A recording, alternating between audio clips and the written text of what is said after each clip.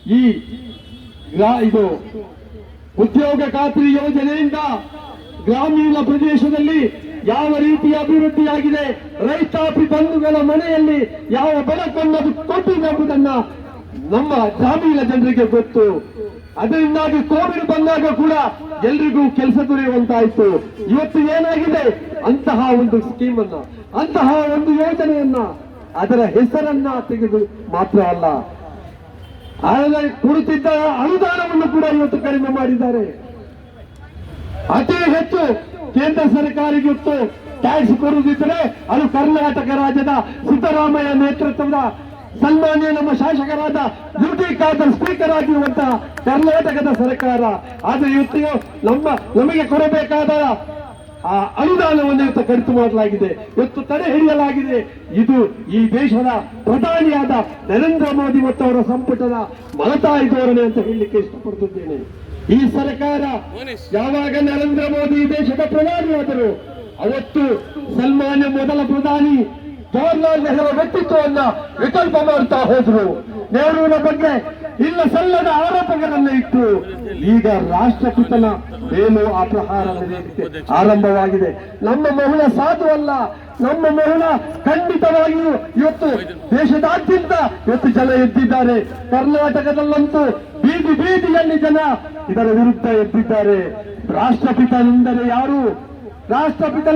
ರಾಷ್ಟ್ರಪಿತ ಎಲ್ಲವೂ ಇದ್ದಾಗ ಅದನ್ನ ಎಲ್ಲವನ್ನೂ ಬಿಟ್ಟು ಅಣಬಟ್ಟು ತೊಟ್ಟು ಫಕೀರನಂತೆ ನಮ್ಮ ನೇತೃತ್ವ ವಹಿಸಿ ಸೂರ್ಯನೇ ಮುಳುಗದ ಬ್ರಿಟಿಷ್ ಸಾಮ್ರಾಜ್ಯವನ್ನ ಹಿಂದೆ ಕಟ್ಟಿದಂತಹ ಮಹಾನ್ ಚೇತನ ಆ ಮಹಾತ್ಮ ಗಾಂಧಿಯ ಹೆಸರು ಇವತ್ತು ಇವರಿಗೆ ವರ್ಜ್ಯವಾಗಿದೆ, ಇವರಿಗೆ ಅಲರ್ಜಿ ಆಗಿದೆ ಆ ಹೆಸರು.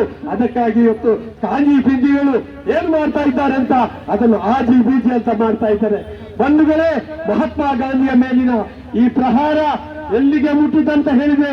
ನಾಳೆ ನಮ್ಮ ಕೈಯಲ್ಲಿರುವ ನೋಟಿನಲ್ಲಿರುವಂತಹ ರಾಷ್ಟ್ರಪಿತನ ಆ ಭಾವಚಿತ್ರವು, ಆ ಛಾಯಾಚಿತ್ರವು ಕೂಡ ಮಂಗಮಾಯವಾಗುವುದರಲ್ಲಿ ಸಂಶಯವಿಲ್ಲ. ಆದ್ದರಿಂದ ಈ ಸಂದರ್ಭದಲ್ಲಿ ನಮ್ಮ ಕಾರ್ಯಕರ್ತರು ಮನೆಗೆ ಈ ವಿಷಯವನ್ನು ತಲುಪಿಸಬೇಕು. ನಾವೆಲ್ಲ ನೋಡಿದ್ದೇವೆ, ಬಿಜೆಪಿ ಸರ್ಕಾರ ಇದ್ದಾಗ ಕರ್ನಾಟಕದಲ್ಲಿ, ಇವತ್ತು ಕಾಂಗ್ರೆಸ್ ಸರ್ಕಾರ ಇರುವಾಗ ಏನೇನು ಅಭಿವೃದ್ಧಿ ಆಗಿದೆ ಅಂತ ನೀವು ನೋಡಬೇಕು. ನಮ್ಮ ಕ್ಷೇತ್ರದಲ್ಲಂತೂ ದಿನಕ್ಕೆ 100 ಕೋಟಿಯನ್ನು ನಮ್ಮ ಶಾಸಕರಾದ ಯುಟಿ ಖಾದರ್ ಅವರು ತರ್ತಾ ಇದ್ದಾರೆ. ನಿನ್ನೆ ಕೂಡ ಉಳ್ಳಾಲಕ್ಕೆ ಒಂದು ಯೋಜನೆಯನ್ನು ಘೋಷಣೆ ಮಾಡಿದ್ರು, ಬೀಚ ಸುಧಾರಣೆ ಅಂತ. ಹೀಗೆ ಇಂತಹ ಒಂದು ರಚನಾತ್ಮಕವಾದ ಕೆಲಸವನ್ನು ಮಾಡುವ ಸರ್ಕಾರದ ವಿರುದ್ಧ, ಜನರ ವಿರುದ್ಧ ಕೇಂದ್ರ ಸರ್ಕಾರ ಇವತ್ತು ಏನೆಲ್ಲ ಹೇಳ್ತಾ ಇದೆ. ನಾವು ಯಾವ ಧರ್ಮ ವಿರೋಧಿಗಳಲ್ಲ, ಸಾತ್ವಿಕ ಮನಸ್ಸಿನ ನಿಜವಾದ ಧರ್ಮಾವಲಂಬಿಗಳು ಕಾಂಗ್ರೆಸ್ ಪಕ್ಷದವರು ಅಂತ ಹೇಳಲಿಕ್ಕೆ ನಾನು ಇಷ್ಟಪಡ್ತಿದ್ದೇನೆ. ಕಾರ್ಪೊರೇಟ್ ವರ್ಗವನ್ನು ಆವರಿಸಿದಷ್ಟು ಬಿಜೆಪಿ ಸರ್ಕಾರಕ್ಕೆ, ಬಿಜೆಪಿ ಸರ್ಕಾರಕ್ಕೆ, ಮಹಾತ್ಮ ಗಾಂಧೀಜಿ ಹೆಸರನ್ನು ಉಳಿಯುವ ಬಿಜೆಪಿ ಸರ್ಕಾರಕ್ಕೆ, ಮಹಾತ್ಮ ಗಾಂಧೀಜಿ ಅವಮಾನಗೊಳಿಸಿದಷ್ಟು ಬಿಜೆಪಿ ಸರ್ಕಾರಕ್ಕೆ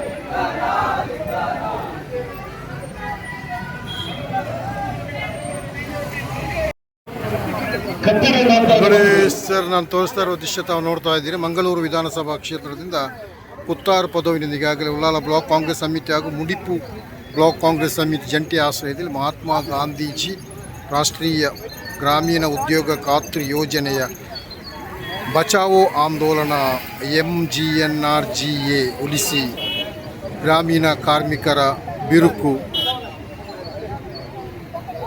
ಉಳಿಸಿ ಎನ್ನುವ ಧ್ಯೇಯ ಉದ್ದೇಶದೊಂದಿಗೆ ಇಂದು ಕಾಂಗ್ರೆಸ್ ಉಳ್ಳಾಲ ಮಂಗಳೂರು ವಿಧಾನಸಭಾ ಕ್ಷೇತ್ರದಿಂದ ಕುತ್ತಾರಿನಿಂದ ಕಾಲ್ನಡಿಗೆ ಈಗಾಗಲೇ ಜೋರಾಗಿ ಧಿಕ್ಕಾರವನ್ನು ಕೊಡಬೇಕು.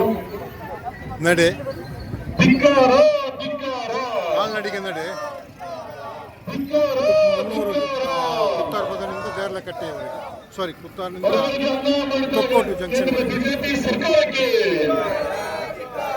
ಬಡವರ ಹಕ್ಕುಗಳಿಗೆ ಕೇಂದ್ರ ಬಿಜೆಪಿ ಸರ್ಕಾರಕ್ಕೆ ಧಿಕ್ಕಾರ ಧಿಕ್ಕಾರ ಧಿಕ್ಕಾರ ಧಿಕ್ಕಾರ.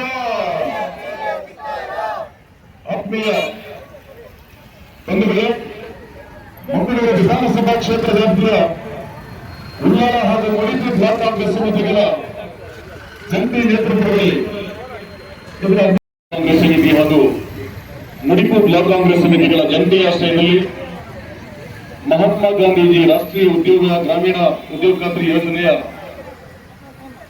ಬಚಾವೋ ಆಂದೋಲನದ ಕಾರ್ಯಕ್ರಮ ಪ್ರಯುಕ್ತ ಇದೀಗ ಕೆಲವೇ ನಿಮಿಷಗಳಲ್ಲಿ ಪಾದಯಾತ್ರೆಯ ಮೂಲಕ ತುರ್ಕೋಡು ಜಂಕ್ಷನ್ ತನಕ ತೆರಳಿ ಪ್ರತಿಭಟನಾ ಸಭೆಯು ಆರಂಭಗೊಳ್ಳಲಿದೆ.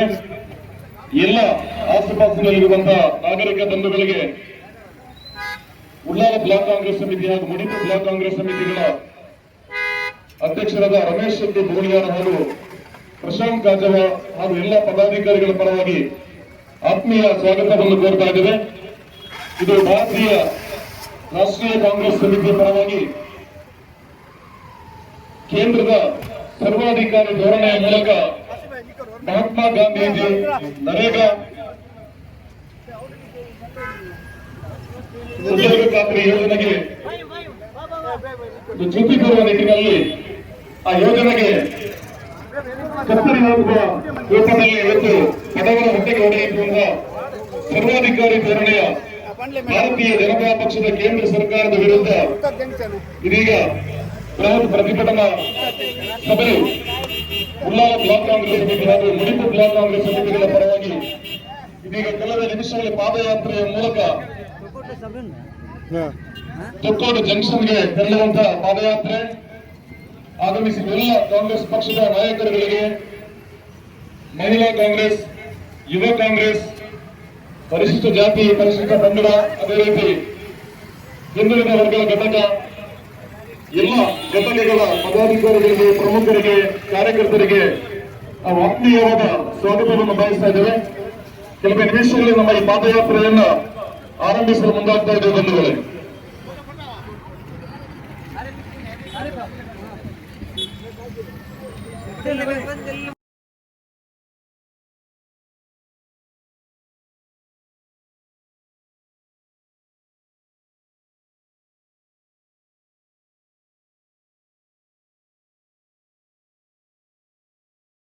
ಮಾತಾಡಿದ್ರು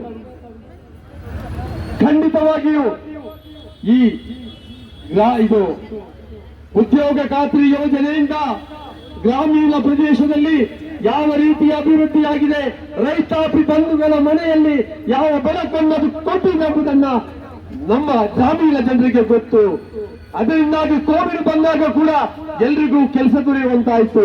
ಇವತ್ತು ಏನಾಗಿದೆ, ಅಂತಹ ಒಂದು ಸ್ಕೀಮ್ ಅನ್ನ, ಅಂತಹ ಒಂದು ಯೋಜನೆಯನ್ನ, ಅದರ ಹೆಸರನ್ನ ತೆಗೆದು ಮಾತ್ರ ಅಲ್ಲ, ಕೊಡುತ್ತಿದ್ದ ಅನುದಾನವನ್ನು ಕೂಡ ಇವತ್ತು ಕಡಿಮೆ ಮಾಡಿದ್ದಾರೆ. ಅತಿ ಹೆಚ್ಚು ಕೇಂದ್ರ ಸರ್ಕಾರಕ್ಕೆ ಇವತ್ತು ಟ್ಯಾಕ್ಸ್ ಕೊಡುವುದಿದ್ದರೆ ಅದು ಕರ್ನಾಟಕ ರಾಜ್ಯದ ಸಿದ್ದರಾಮಯ್ಯ ನೇತೃತ್ವದ ಸನ್ಮಾನ್ಯ ನಮ್ಮ ಶಾಸಕರಾದ ಯುಟಿ ಖಾದರ್ ಸ್ಪೀಕರ್ ಆಗಿರುವಂತಹ ಕರ್ನಾಟಕದ ಸರ್ಕಾರ. ಆದರೆ ಇವತ್ತು ನಮಗೆ ಕೊಡಬೇಕಾದ ಆ ಅನುದಾನವನ್ನು ಇವತ್ತು ಕಡಿತ ಮಾಡಲಾಗಿದೆ, ಇವತ್ತು ತಡೆ ಹಿಡಿಯಲಾಗಿದೆ. ಇದು ಈ ದೇಶದ ಪ್ರಧಾನಿಯಾದ ನರೇಂದ್ರ ಮೋದಿ ಮತ್ತು ಅವರ ಸಂಪುಟದ ಮಲತಾಯಿ ಧೋರಣೆ ಅಂತ ಹೇಳಲಿಕ್ಕೆ ಇಷ್ಟಪಡುತ್ತಿದ್ದೇನೆ.